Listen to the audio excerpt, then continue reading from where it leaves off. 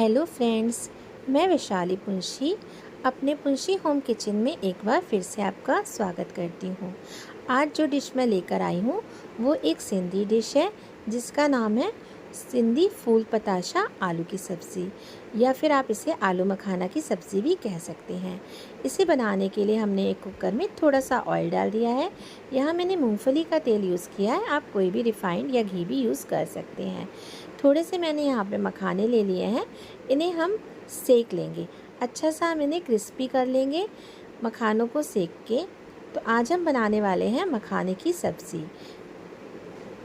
अच्छे से चलाते हुए मखानों को हमें तब तक सेकना है जब तक मखाना आप हाथ से देखेंगे कि अच्छे से टूटने लगे, यानी अच्छे से क्रिस्पी हो जाए। मखाना सिक के हमारा रेडी है। तो चलिए मखाने को हम प्लेट पे निकाल लेते हैं। मखाने को प्लेट पे निकालने के बाद सेम कुकर में हम फिर से थोड़ा सा ऑयल डाल देंगे। मखाना आप देख सकते हैं अच्छे से क्रिस्पी हो गया है। कुकर में थोड़ा सा ऑयल दोबारा से डाल देंगे हम। अब हम पकाएंगे दाग। सिंधी में कहते हैं दाग पकल सब्ज़ी। तो इसको दाग पकाने के लिए 3 बड़े प्याज को बिल्कुल बारीक चॉप कर लेंगे। मेरी एडवाइस है कि फ्रेंड्स प्याज को चॉप ही करिएगा, प्याज को ग्रेट या मिक्सी में पीसिएगा नहीं, क्योंकि दाग पकल जो ये भाजी बनेगी ना वो बहुत अच्छी बनेगी। सिंधी में ये जो मैं ग्रेवी बना रही हूँ ना, इसके प्रोसेस को दाग पकाना कहते हैं। तो प्याज को अच्छे से गोल्डन ब्राउन होने तक हम अच्छे से चलाते हुए भून लेंगे। 1 से 2 मिनट बाद जब प्याज थोड़ा सा ट्रांसपेरेंट हो जाएगा, प्याज को हमें कंटिन्यू चलाते रहना है ताकि वो इवनली हर तरफ से इक्वल कलर आए। प्याज नहीं चलाएंगे तो कहीं से प्याज काला और कहीं से अच्छे से भुनेगा नहीं। प्याज में आप देख सकते हैं बहुत ही प्यारा गोल्डन ब्राउन कलर आ गया है। इस टाइम में इसमें ऐड करी हूँ 1 बड़ा चम्मच लहसुन अदरक का पेस्ट। आप चाहें तो ग्रेट करी हुई लहसुन अदरक भी इसमें डाल सकते हैं। 3 हरी मिर्च मैंने यहाँ पे बारीक चॉप कर ली हैं। 2 से 3 मिनट तक मैं अदरक, लहसुन और हरी मिर्ची को भी अच्छे से भून लेंगे। मीडियम हाई फ्लेम पे हम ये प्रोसेस करेंगे ताकि सारे प्याज, लहसुन, अदरक, हरी मिर्ची जले नहीं बल्कि इवनली अच्छे से भुन जाएं। अब इस स्टेज पे हमें यहाँ ऐड करना है 2 या 3 टमाटर। मीडियम साइज़ के हो तो 3, और अगर बड़े साइज़ का है तो 2 टमाटर के प्योरे मैंने इसमें ऐड करी है। टमाटर को मिक्सी में पीस लिया है। आप चाहें तो बारीक चॉप भी कर सकते हैं। अब जैसे कि टमाटर जैसे ही सब्ज़ी में आ जाता है तो इसमें डालेंगे अब ड्राई स्पाइसेस। तो सबसे पहले हम टेस्ट के अकॉर्डिंग डाल देंगे सॉल्ट, यानी कि नमक, 1/4 टीस्पून हल्दी पाउडर यानी कि टर्मरिक, हाफ़ टी स्पून कुटी लाल मिर्च रेड चिली पाउडर, 1 चम्मच यहाँ पे मैंने डाला है पिसा धनिया यानी कोरिएंडर पाउडर। अब सारे मसालों को हमें अच्छे से भूनना है। अगर आपको लगे कि मसाले जल रहे हैं तो आप इसमें ज़रा सा पानी डालकर मसालों को भूनेंगे तो मसाले बहुत अच्छे से भुन जाएंगे। जब भी हम मसाले डालते हैं तो अगर हम उसमें 1 से 2 चम्मच पानी ऐड कर देते हैं तो मसाले चिपकेंगे नहीं और जलेंगे नहीं, और बहुत अच्छे से उनका कलर भी मेंटेन रहेगा और फ्लेवर्स भी मेंटेन रहेंगे। आप देख सकते हैं अभी तो टमाटर क्या है पानी छोड़ देते हैं तो इतना चिपक नहीं रहा है मसाला। जब भी आपको लगेगा तो बस देखिए आप इतना ज़रा सा पानी डाल के हम फिर से मसालों को प्याज टमाटर के साथ अच्छे से भून लेंगे। 1 से 2 मिनट हमने अच्छे से दाग जो हमारा पक के ये जो प्रोसेस हुआ है ना, ये इसे कहते हैं दाग पकाना। दाग पक के हमारा रेडी है। यहाँ मैंने मीडियम साइज़ के 4 आलू ले लिए हैं। इनको हम बड़े चंक्स में काटेंगे क्योंकि इन्हें हम भूनेंगे भी और बाद में हम इन्हें कुकर में सीटी भी दिलाएंगे।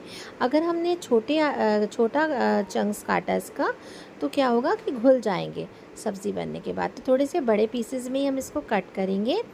और हमें क्या करना है, जो मखाने हमने लिए थे उसमें से 10 से 12 मखाने हम मिक्सी के जार में डाल के और थोड़ा सा पानी ऐड करके इसको पीस लेंगे।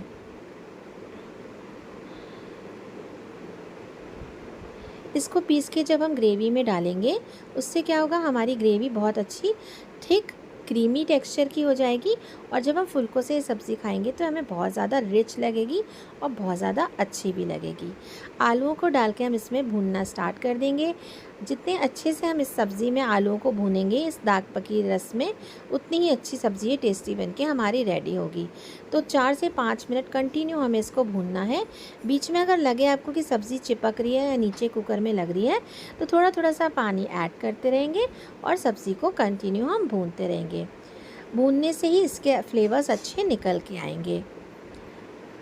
इसी स्टेज पे हमें क्या करना है, थोड़ी सी देर जब हम भून लेंगे तो जो हमने मखाने पीस के रखे थे वो पानी भी हम इसमें ऐड कर देंगे। ये छोटा सा स्टेप इस सब्ज़ी को, फ्लेवर्स को और इसके टेक्सचर को बहुत ही क्रीमी और बहुत ही रिच बना देता है। इस तरीके से एक बार करके ज़रूर देखिएगा, आपको वो आलू मखाने की सब्ज़ी कुछ अलग ही टेस्ट देगी। आप देख सकते हैं सब्ज़ी को 3 से 4 मिनट खूब अच्छे से भून लिया है। अब जो मखाने थे उनको भी हम इसमें ऐड कर देंगे। मखाने को बहुत ज़्यादा नहीं भूनना पड़ता है, इसलिए जब सब्ज़ी हमारी 80% भुन जाएगी उसी के बाद हम मखाने ऐड करेंगे और मखाने के साथ भी 1 से 2 बार हम सब्ज़ी को चला लेंगे। 1 से 2 बार सब्ज़ी को चलाने के बाद जितनी रस की क्वांटिटी आपको लगती है उतना पानी हम ऐड कर लेंगे। आज मैंने ये सब्ज़ी फुल्कों से बनाई है, तो उसी के अकॉर्डिंग मैं इसमें थोड़ा-सा पानी ऐड कर दूँगी। मखाने को केवल 1 से 2 मिनट अच्छे से सब्ज़ी के साथ भून लेंगे, जिससे मखाने में भी ग्रेवी के सारे जो भी फ्लेवर्स हैं वो आ जाएँगे। थोड़ा-सा पानी डाल देंगे हम। पानी की कंसिस्टेंसी आप अपने अकॉर्डिंग सेट कर सकते हैं। इसके बाद बस हमें 2 से 3 विसिल दिलानी है और हमारी सब्ज़ी बनके रेडी हो जाएगी। ये सब्ज़ी इतनी रिच और इतनी ज़्यादा टेस्टी बनती है कि आप गेस्ट के मेन्यू में भी इसको बना सकते हैं।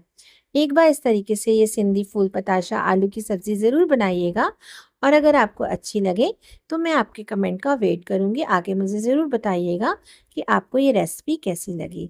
तो चलिए इसको 2 से 3 हम विसिल दिला लेते हैं। तब तक मैं आपको ये बताना चाहूँगी कि मखाने जो होते हैं वो हमें अपनी डाइट में ज़रूर शामिल करने चाहिए। मखाने प्रोटीन रिच होते हैं और हमारी हेल्थ के लिए बहुत अच्छे होते हैं। शाम की छोटी-मोटी भूख के लिए मखाने सेक के खाना एक बेस्ट ऑप्शन है। तो क्यों ना हम मखाने की सब्ज़ी को भी अपने मेन्यू में शामिल करें। ये जितनी ज़्यादा टेस्टी और रिच है, उसी के साथ-साथ हेल्दी भी है। 2 से 3 सीटियाँ आने के बाद जब अच्छे से कुकर की जो फ्लेम को, कुकर की जो सीटी है वो अच्छे से जब रिलीज़ हो जाएगी, गैस रिलीज़ हो जाएगी, तभी आप कुकर को खोलेंगे। तो चलिए सीटी हमारी खुल गई है, तो खोल के देखते हैं। आप देख सकते हैं सब्ज़ी का कितना प्यारा कलर आ गया है यहाँ पे और आलू के चंक्स हमने बड़े काटे थे ना, इसलिए आलू इसमें घुले नहीं हैं और जो हमने मखाने का पेस्ट डाला था उसकी वजह से ये बहुत ही क्रीमी टेक्सचर की है।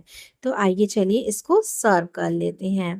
इसको आप खा सकते हैं गर्मा-गर्म फुल्कों के साथ या फिर लच्छेदार पराठे के साथ, तो ये बेस्ट कॉम्बिनेशन है। खाइए और खा के ज़रूर बताइएगा कि ये रेसिपी आपको कैसी लगी। अगर मेरी रेसिपीज़ आपको पसंद आती हैं तो चैनल को सब्सक्राइब करना ना भूलें। लाइक, कमेंट एंड शेयर ज़रूर करें ताकि मुझे मोटिवेशन मिलती है कि मैं आपके लिए नई-नई सिंधी ऑथेंटिक रेसिपीज़ ला सकूँ। हरे धनिये के साथ इसको करेंगे गार्निश और एंजॉय करेंगे गरमा-गरम फुल्कों के साथ। साथ में मैंने स्प्रिंकल कर दिया है घर का बना हुआ गरम मसाला।